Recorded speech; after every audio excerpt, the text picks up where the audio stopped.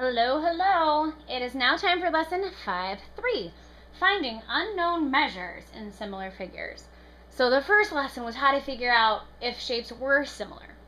The second lesson, we were trying to figure out how can I use the fact that they're similar to help me find ratio of perimeters and areas. And now we're actually going to use the fact that shapes are similar to help us figure out side lengths that we otherwise would have no idea what they were. So, you've already learned that if shapes are similar, their corresponding sides are proportional.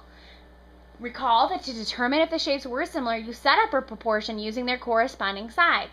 You're going to use the same procedure to help you find missing side lengths in similar figures. So, example 1. It says that the two triangles are similar, and I ask you to find the value of x. Okay, if these are similar, that means that the ratios of their corresponding sides are equal, right? Proportional, equal, same thing.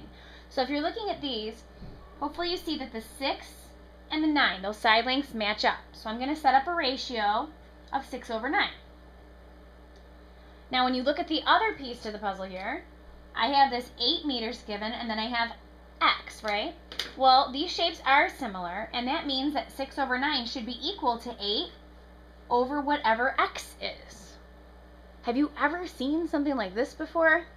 Yes, like a million times. I know, it's never going to go away, but you just keep getting better and better at solving them. And that's what we're going to do now. We're just going to solve this.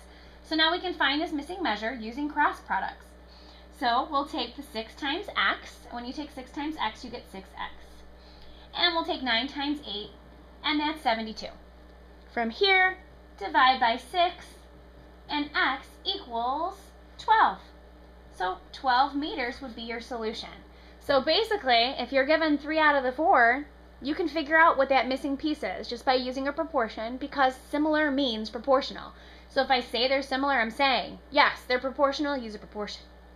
All right, let's try example number 2. The two quadrilaterals are similar. The two four-sided figures, that's all a quadrilateral is. The ratio of their perimeters is 12:5. Find the value of x. Okay, now you have to recall here that the ratio of the perimeters is the same as the ratio of the corresponding sides, right? So that means that the ratio of the perimeters should be equal to the ratio of the corresponding sides.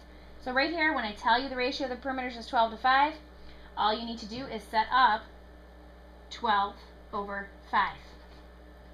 All right, now I'm given this 15 and given this x. And you might be wondering, well, how do you know which one goes on the top? Well, see how the larger number is first? If that means here the larger number is going to need to go first. So I have 15 over x. Same process here. I'm going to cross multiply, so 12 times x is 12x. And when you take 5 times 15, you get 75. Now you'll need to divide, so we'll divide each side by 12, and x equals, so when you take 75, and you divide it by 12, you get 6.25. I'm going to write down that whole amount because I didn't tell you to round at all. I just said to go for it. And you're given inches right here, so I'm going to put the unit of measurement after that. So 6.25.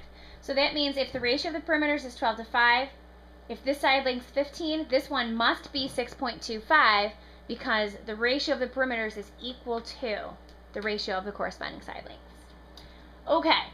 In your vocabulary that you filled out, it said something about indirect measurement. And indirect measurement uses similar figures to find a missing measure that's difficult to find directly. And what I mean is, it's not something you can just take a ruler and lay down your ruler and figure out what it is. So say the height of a building or something like that, where if I said, hey, how tall is the building? I don't think anybody would be able to go out there with their ruler and figure it out. So indirect measurement is a way that we can figure out missing measurements that normally would be really, really difficult to figure out. So take a look, example 3. I don't have a picture given, but that's okay because I think we could probably make our own. It says here, a person that is 6 feet tall casts a 3-foot long shadow. A nearby palm tree casts a 15-foot long shadow. What's the height of the palm tree? Assume the triangles are similar. You might be thinking, triangle? What are you talking about? There's a person and a shadow. I don't see any triangles. Well, if you were to draw this out, think about this. I'll draw my little person. You're going to see today why I am not your art teacher and why I'm your math teacher. So here's this person, and they're happy because they love math. Okay, and it says that this person is 6 feet tall, right? So that means that the height of this person is 6. I'm going to put a little 6 there. It says that they cast a 3-foot long shadow. So when you look at your shadow, you generally see your shadow on the ground, right? So let's say this is that person's shadow. It's 3 feet. Now when I ask you, assume the triangles are similar, do you see how this could become a triangle? If you don't, now do you see?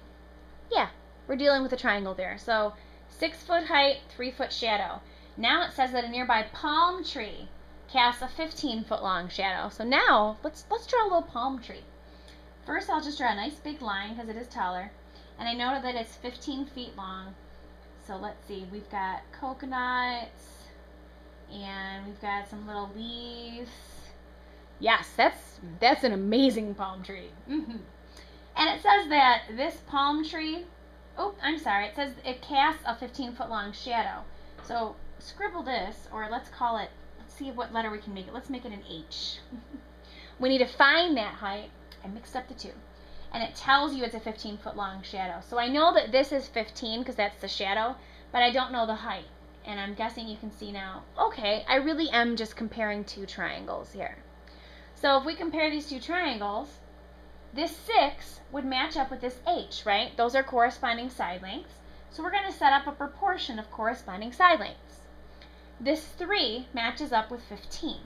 So there's a 3, there's a 15. Those match. And I'm going to go from 3 to 15. I can't now go from 15 to 3 because we started with the person. From here, we just need to solve this. So H times 3, that's 3H. And when you take 6 times 15, we get 90. Divide by our 3.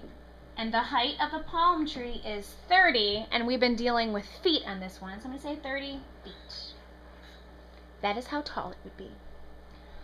Okay.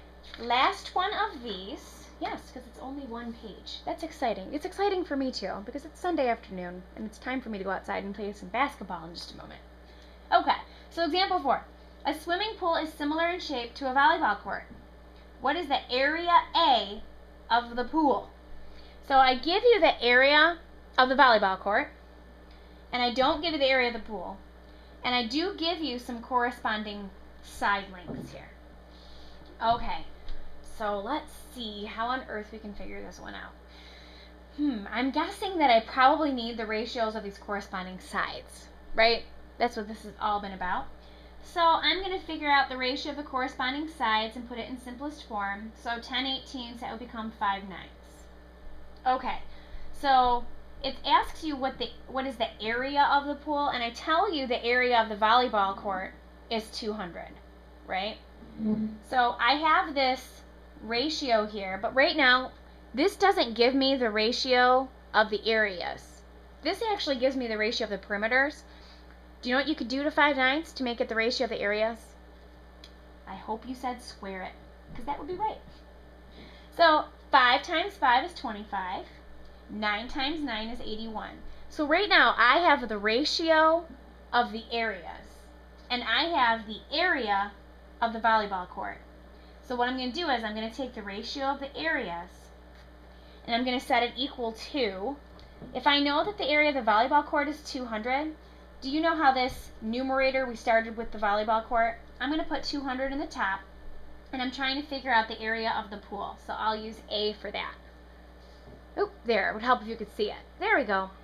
So now we're going to cross multiply this. 25 times A is 25A.